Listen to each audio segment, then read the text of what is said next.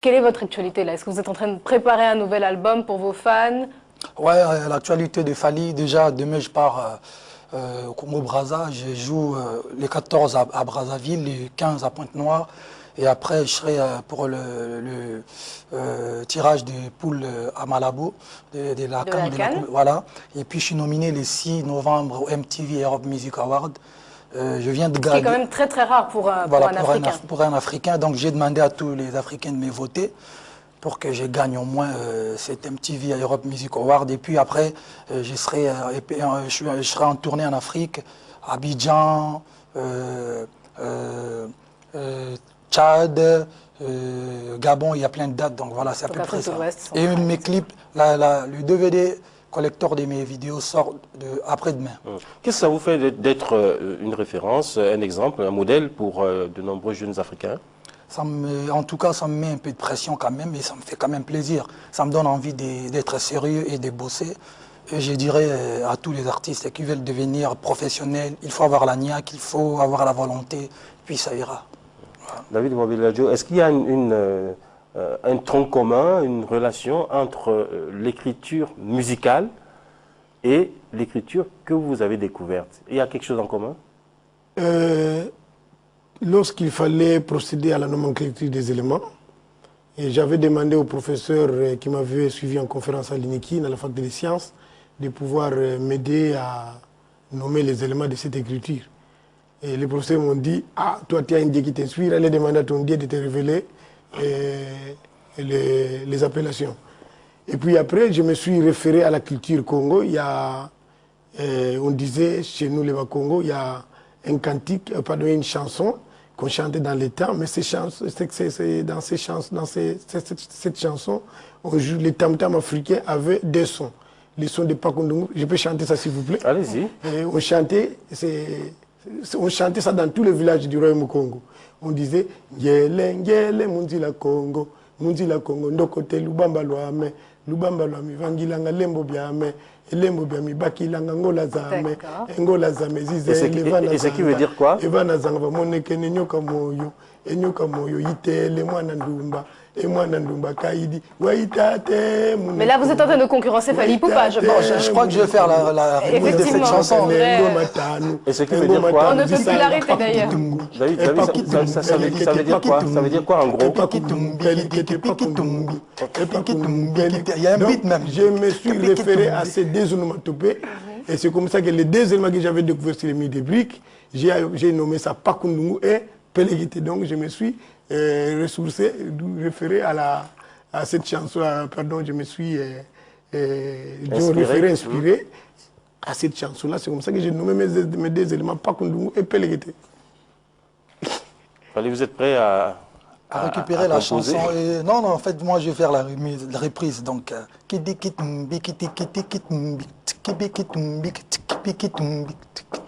en avant-première sur Africa 24, vous avez pu découvrir le prochain tube de Fally Ipupa. Voilà. Marie-Angèle, qu'est-ce qu'il faut retenir de l'actualité africaine du jour? Les discussions à Khartoum entre les présidents Omar el-Béchir et Salva Kiir se sont achevées. Ils se sont engagés à résoudre au plus vite les litiges entre leurs deux pays. Le président Blaise Compaoré était à Taïwan. Il y a salué la coopération taïwanaise au Burkina Faso dans divers domaines. Et enfin, un autre président, celui du Nigeria, veut faire de la CEDEAO une grande famille. Pour Goodluck Jonathan, la sous-région ne doit souffrir d'aucune entrave à la coopération. Alors à suivre les news monde juste après la pause. A tout de suite.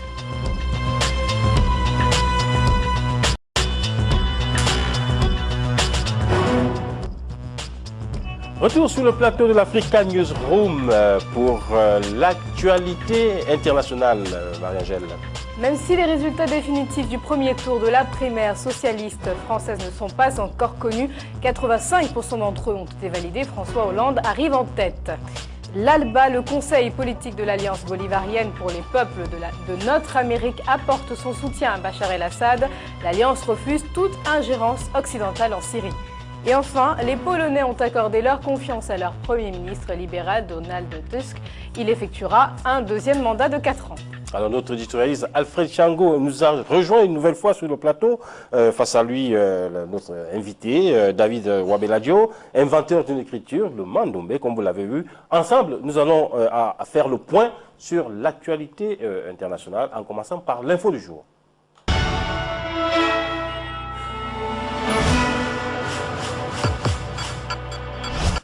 La primaire socialiste d'hier en France a connu un afflux d'électeurs. Ces résultats provisoires mettent en tête du classement François Hollande, suivi de Martine Aubry. Mais celui qui cristallise désormais toutes les attentions, c'est Arnaud Montebourg, arrivé 3e. Et les éventuelles consignes de vote qu'il pourrait donner pour le second tour. Lola Sorrenti. François Hollande en tête du premier tour. Dimanche, les résultats de la primaire du Parti socialiste ont été dévoilés. François Hollande a obtenu 39,19% des voix contre 30,47% pour Martine Aubry. De leur côté, Arnaud Montebourg obtient 17%, 7% pour Ségolène Royal et 0,61% pour Michel Bellet. Je veux féliciter les électeurs pour le choix qu'ils ont fait pour ce premier tour en me plaçant en tête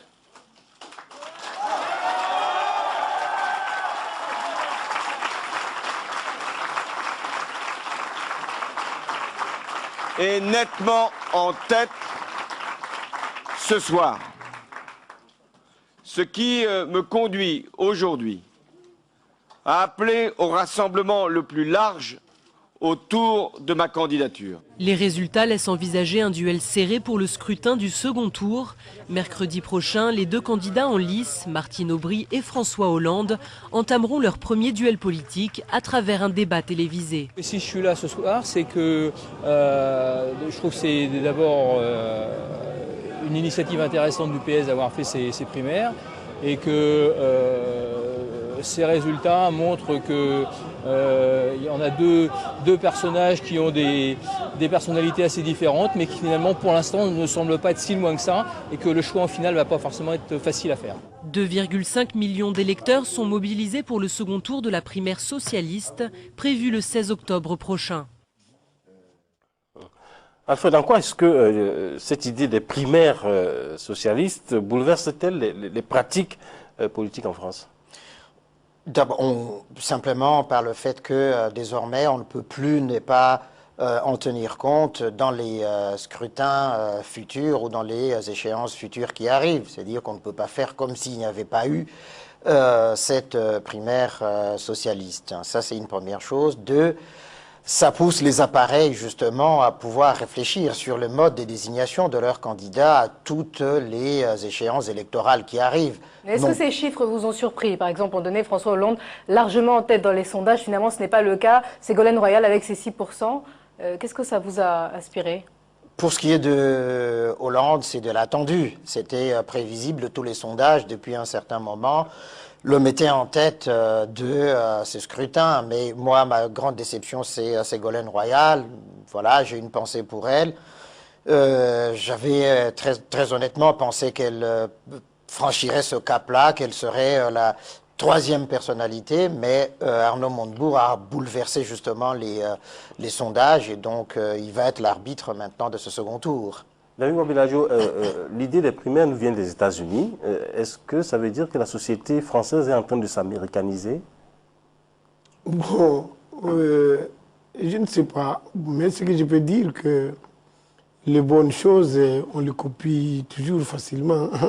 Si ça peut aider les Français à sortir pour arriver aux élections transparentes, ça n'empêche pas, pas qu'ils puissent copier les États-Unis. Ce sont des mauvaises habitudes qu'on doit peut-être, qu'on ne peut pas copier, mais les bonnes habitudes, on les copie toujours.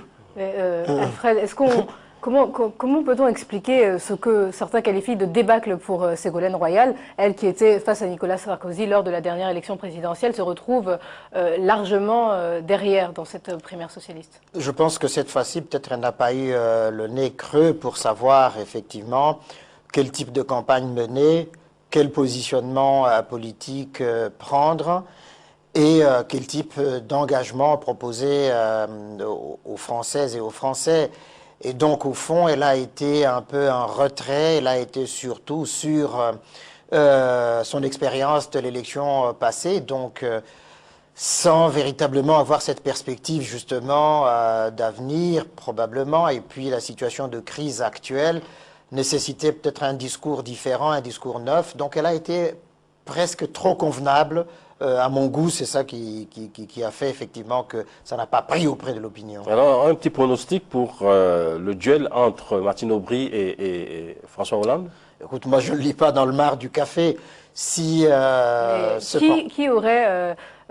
qui Arnaud Montebourg devrait reporter ses voix? À qui devrait-il reporter ses voix, logiquement? Logiquement, objectivement, les thèses d'Arnaud Montebourg sont proches de celles de Martine Aubry sur un certain nombre de points. Marginalement, en accord avec François Hollande. Logiquement, ça voudrait dire cela.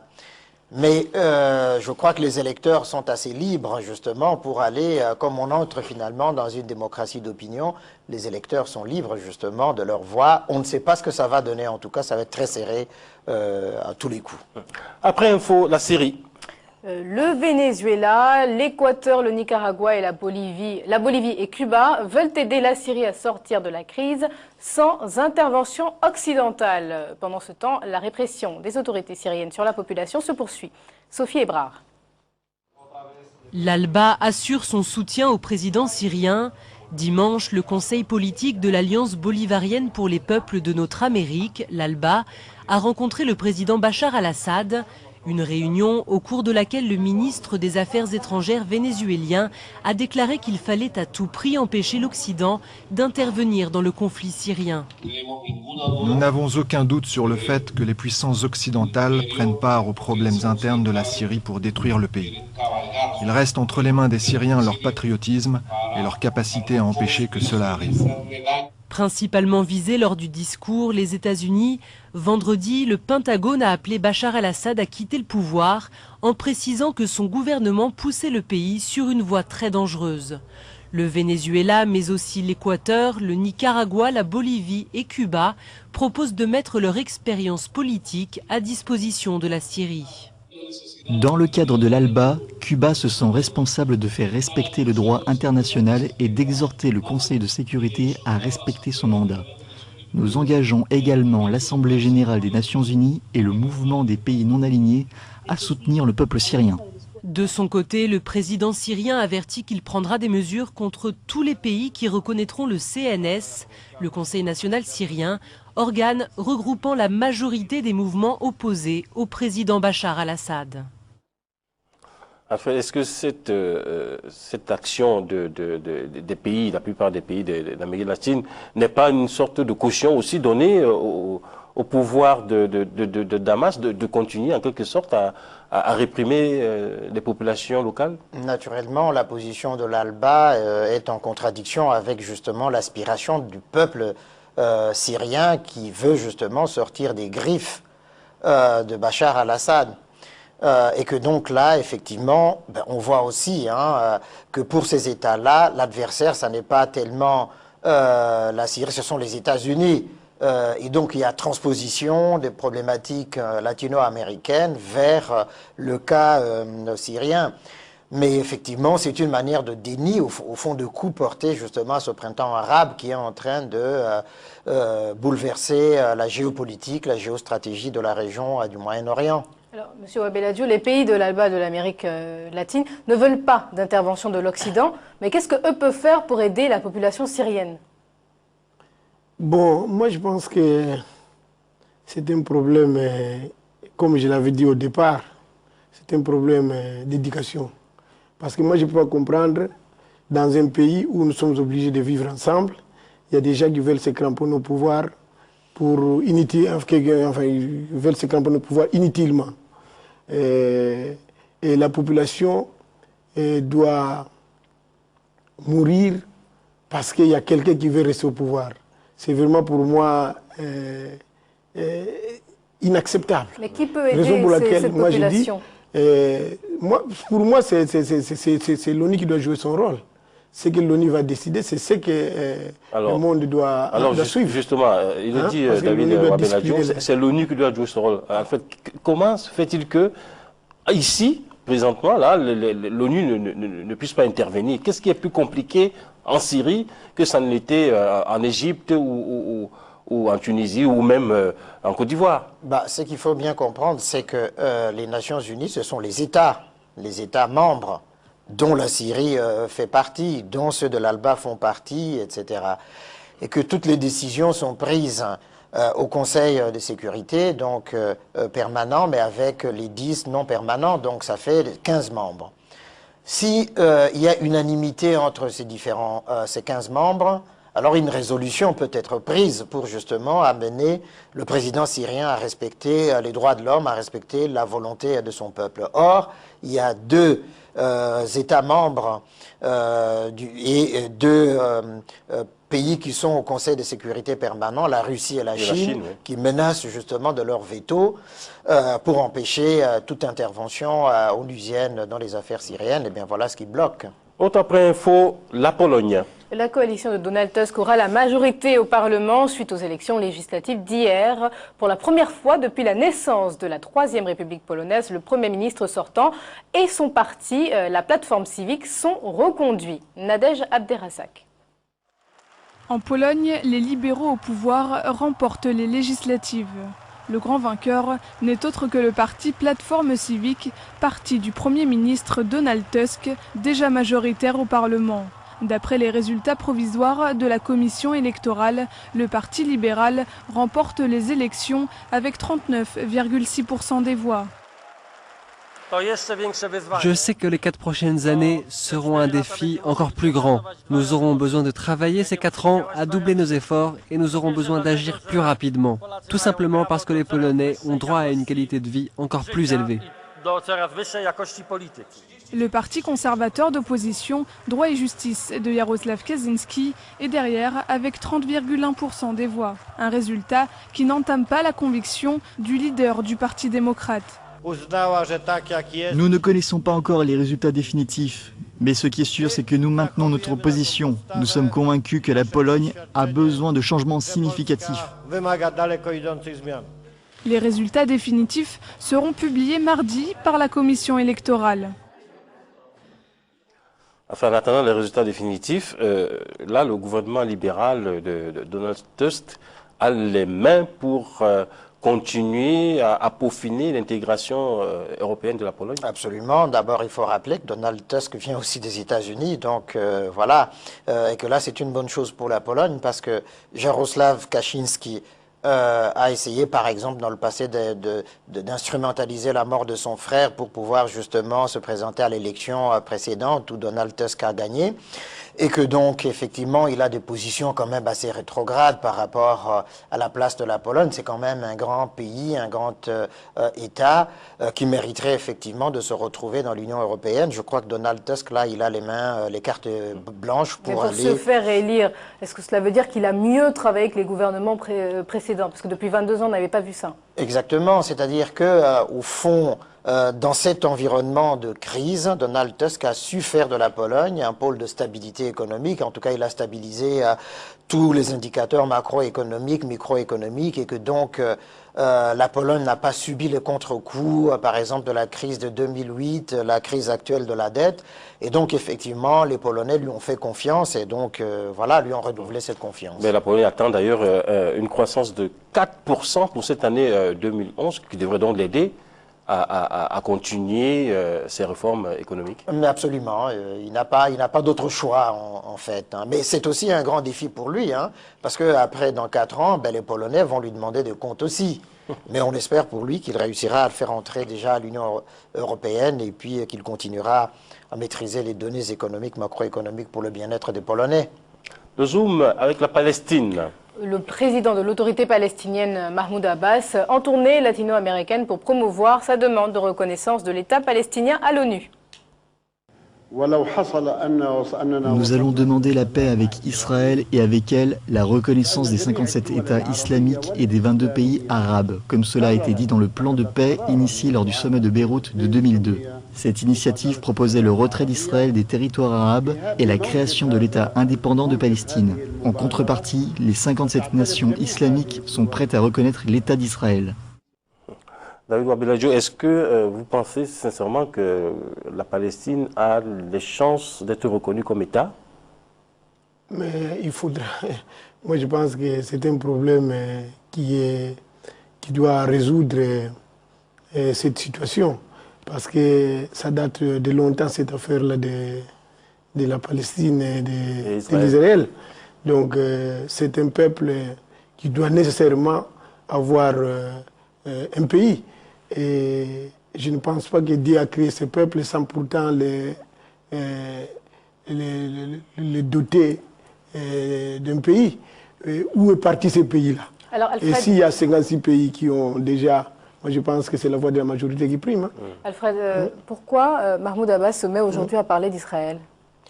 Ah, mais il n'a jamais cessé, parce qu'il a été négociateur justement des accords d'Oslo pour la reconnaissance d'Israël et puis la création de cet État palestinien.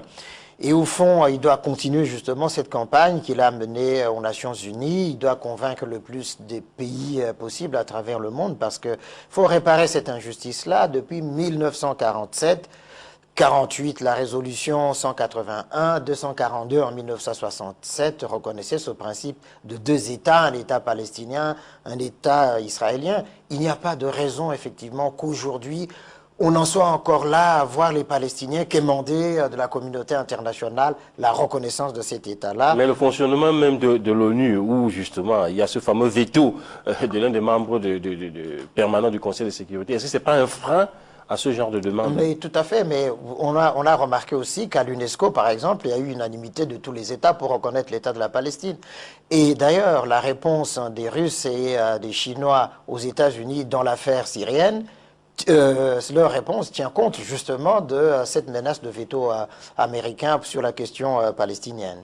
L'info en Telex, en commençant par l'Europe. La chancelière allemande Angela Merkel et le président français Nicolas Sarkozy se sont prononcés en faveur d'une recapitalisation des banques européennes selon des critères communs. Alors ils ont proposé des modifications importantes au traité européen allant dans le sens d'une plus grande intégration de la zone euro. Aux États-Unis, le gouverneur de Californie a ratifié samedi la loi du rêve ou Dream Act qui avait été votée par le Parlement de l'État. Cette loi est en faveur des étudiants sans papier qui seront autorisés à recevoir des bourses pour terminer leurs études supérieures. Et enfin, le chiffre du jour, 200 000 réservations pour l'iPhone 4S. L'opérateur téléphonique américain AT&T a annoncé hier soir que le lancement de la dernière génération de l'iPhone connaissait un succès sans précédent avec plus de 200 000 réservations prises aux États-Unis en moins de 2 heures. Quels peuvent être les enjeux de la recapitalisation des banques? Bon, l'enjeu, c'est la stabilité économique, monétaire, financière de l'Union européenne. On voit bien qu'il y a un certain nombre d'institutions bancaires très importantes qui sont aujourd'hui secouées par cette crise de la dette et dont les fonds propres ne suffisent plus à garantir justement l'existence. La recapitalisation permet justement aux États de prendre sur eux une partie justement de cette dette pour stabiliser les banques et ensuite effectivement permettre de les renflouer. Mais les États ne perdent rien du tout parce qu'on l'a vu en 2008 lorsque justement ces mêmes États avaient injecté des milliards d'euros pour soutenir un certain nombre des banques. Tout de suite, au bout d'un an, ils ont remboursé non seulement les prêts qui leur avaient été consentis par les États, mais avec des intérêts énormes pour les États. Juste une petite dernière chose. Le seul regret, c'est qu'effectivement, il y en a toujours pour les banques, sauver les banques, mais le peuple qui souffre, les retraités, etc., ne bénéficient pas justement de cette générosité des États ni des banques. Hein. Voilà. Monsieur Wabeladjo, en quelques mots, cette loi aux États-Unis en faveur des étudiants sans papier qui pourront recevoir des bourses. Mais moi, j'ai toujours dit, le monde est cyclique. Hein. Parce que quand les Européens venaient en Afrique pour explorer l'Afrique, ils n'avaient pas de visa. Ils venaient massivement en Afrique. Et c'est tout à fait normal qu'à leur retour, qu'ils accordent des bourses aux étudiants sans papier. Et, parce que parmi ces étudiants, peut-être, naîtra, qu'est-ce que je voulais dire, le futur président de la République. Qui savait qu'un jour, un Kenyan pouvait avoir un enfant qui a fait, disons, l'honneur. Vous parlez du président américain Barack Obama. Donc, c'est tout à fait normal. Nous sommes un seul peuple, parce que Dieu nous a créés, d'après ce qu'on nous a toujours dit dans la Bible, nous étions créés par deux personnes, il y a Adam et Ève, et nous devons évoluer ensemble. Nous sommes obligés de vivre ensemble. Voilà. À suivre l'infosport, le décryptage, le clin d'œil sur un des programmes d'Africa 24 et bien sûr notre chronique du jour. A tout de suite.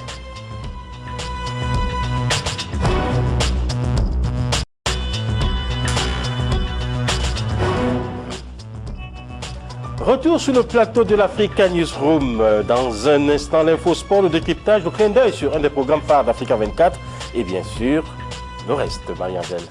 Un artiste, Fally Ipupa, est sur ce plateau et c'est une chronique musique que nous présente Cynthia.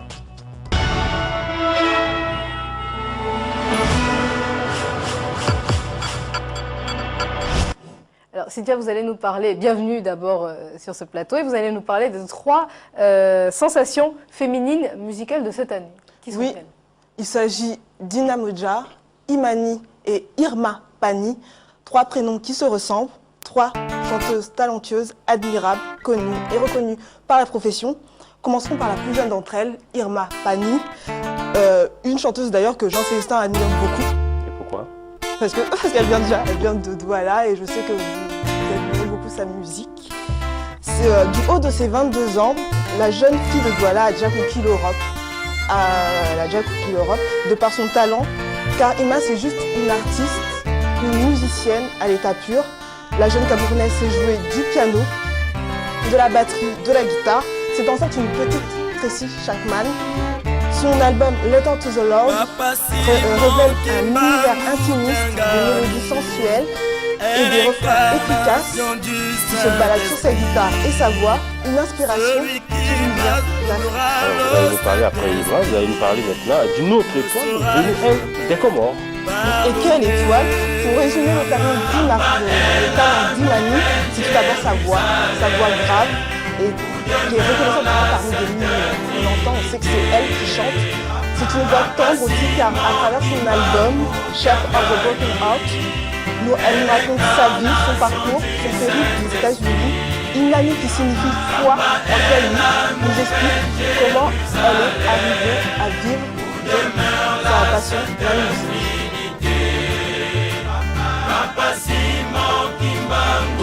J'ai commencé la musique aux États-Unis, dans les petits bars, petites chansons, et ensuite j'ai décidé de revenir à Paris pour commencer sérieusement ma carrière avec une maquette que j'avais réalisée aux États-Unis. Et de là, j'ai marché d'un endroit pour une petite scène à Paris jusqu'à ce que je me fasse repérer par un producteur. J'ai continué les scènes, on a développé le répertoire et on a grandi avec le public. Et ensuite, on a fini par faire un album.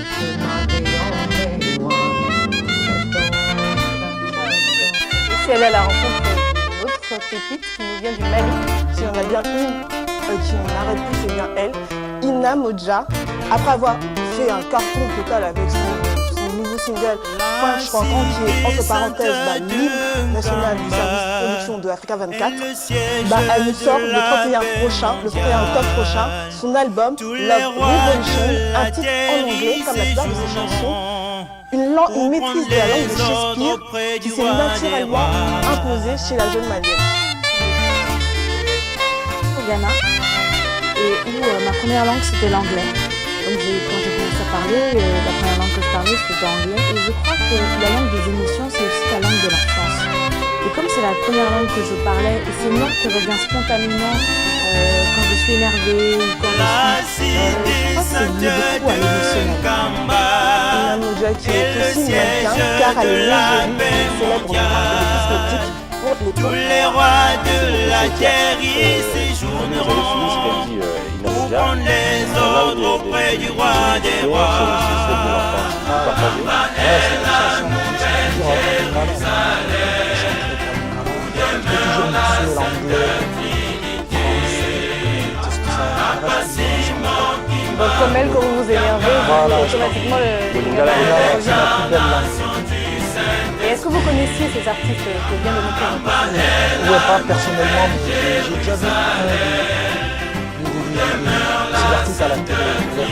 Voilà, j'ai vu la chanteuse voilà. J'étais il y a 2 ou 3 semaines. Afro-Caribéen, elle a presté, donc voilà. C'est bien. Justement, qu'est-ce que vous inspire ces jeunes femmes africaines, mais qui sont vraiment, c'est la nouvelle génération. Voilà, ça fait toujours plaisir de voir ces sœurs évoluer de la sorte. Vraiment, surtout celles qui jouent à la guitare, parce que moi j'essaie de gratter à la guitare. Je respecte vraiment, bravo. Vous avez le sentiment qu'on donne assez de place à la musique africaine ou alors aux artistes africains? Non, pas encore. Il peut faire mieux. Il faut toujours vraiment, parce que pour moi, la musique africaine, je ne peux pas me permettre de dire que c'est la meilleure musique au monde. C'est quand même le creuset. Voilà, donc il faut qu'il nous donne encore assez d'espace. Nous ne serons pas déçus. Assez d'espace, c'est quoi? C'est dans les médias? Dans les télés, il ne faut pas qu'ils fassent la discrimination, genre de chanter en lingala ou en bambara ou en wolof, histoire de quota, genre avant de faire passer les clips, ça chante en français ou en anglais.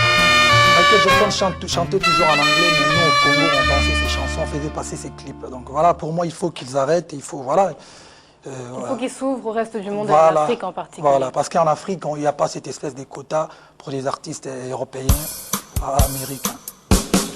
Notre info sport, Les éliminatoires de la 28e Coupe d'Afrique des Nations sont terminées. On connaît désormais le nom des 16 équipes qualifiées pour ce grand rendez-vous continental. On connaît aussi les grands absents de cette édition, notamment le Cameroun ou encore le Nigeria, la RD Congo et l'Égypte. Alors, Fally, si vous êtes de ce pays-là, comment vous réagissez à l'absence de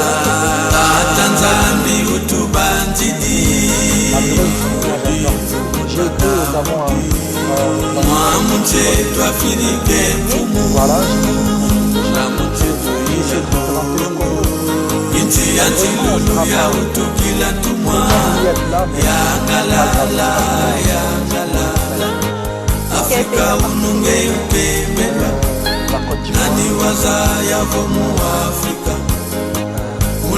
La Côte d'Ivoire aurait compris,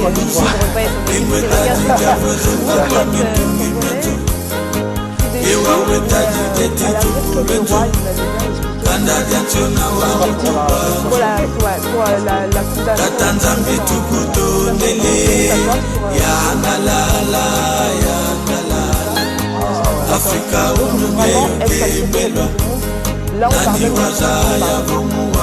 Moi, j'ai assez pardonné, donc. Ça sera une belle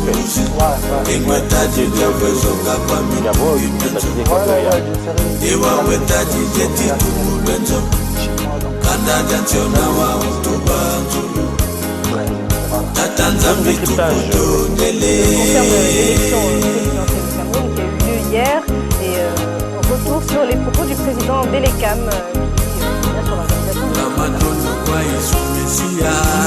sur l'organisation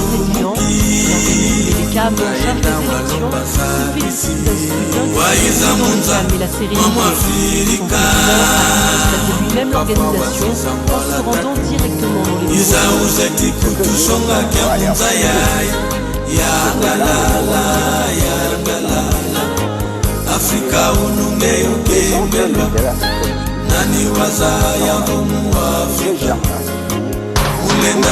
dans déclaration de certains candidats sur les tentatives de fraude, la réponse du président de l'EDECAM est claire.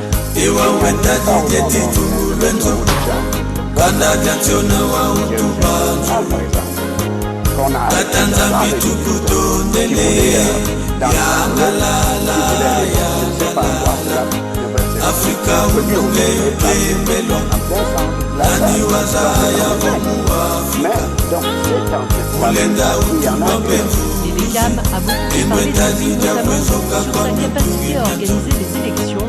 C'est la première fois qu'un organisme non gouvernemental C'est un nouvel organisme afin de compte, nous allons faire le point. Voilà où il y a qu'on n'a pas été fait. La personne est en ce monde.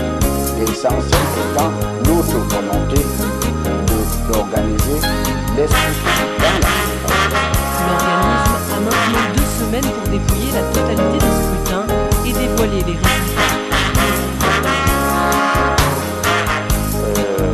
Les élections sont organisées dans le Ouais, c'est une bonne chose. De pouvoir choisir son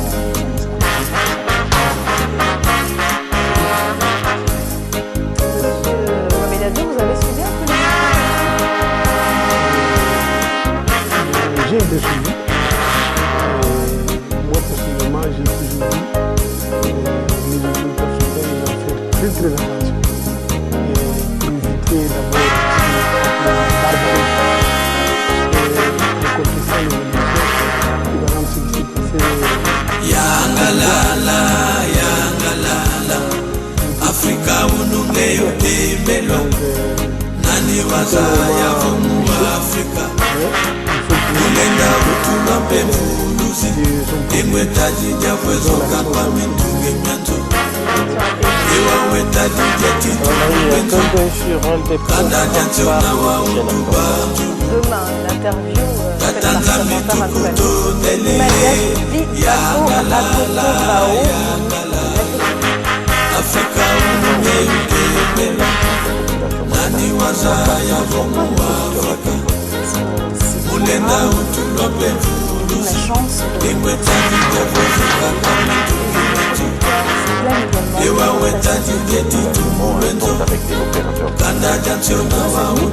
Ça ne nuit pas au marché. Au contraire.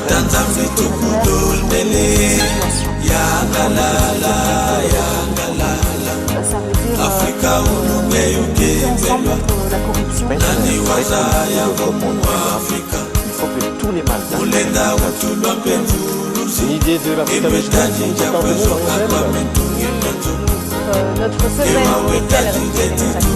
Congo se poursuit. Demain, nous aurons le dossier de Giselsi Akimana sur la neuropsychiatrie. Nous aurons également la chronique Diaspora que nous présentera Sandra Chiombo. Merci beaucoup, Bamou Abdeladjo, d'avoir accepté notre invitation. Et puis, bon vent à votre invention, le mandombé. Bon, nous l'avons toujours souhaité. Parce que l'Afrique doit sortir de sa coquille. Ok. Fadi Poupa, merci beaucoup d'avoir répondu à notre invitation également. C'est moi qui vous remercie. Voilà, merci, on est ensemble. Alors, Marie, nous on dit au revoir et à demain pour une nouvelle édition de l'Africa Newsroom, encore consacrée à la République démocratique du Congo. Merci de nous avoir suivis. Restez fidèles à Africa 24.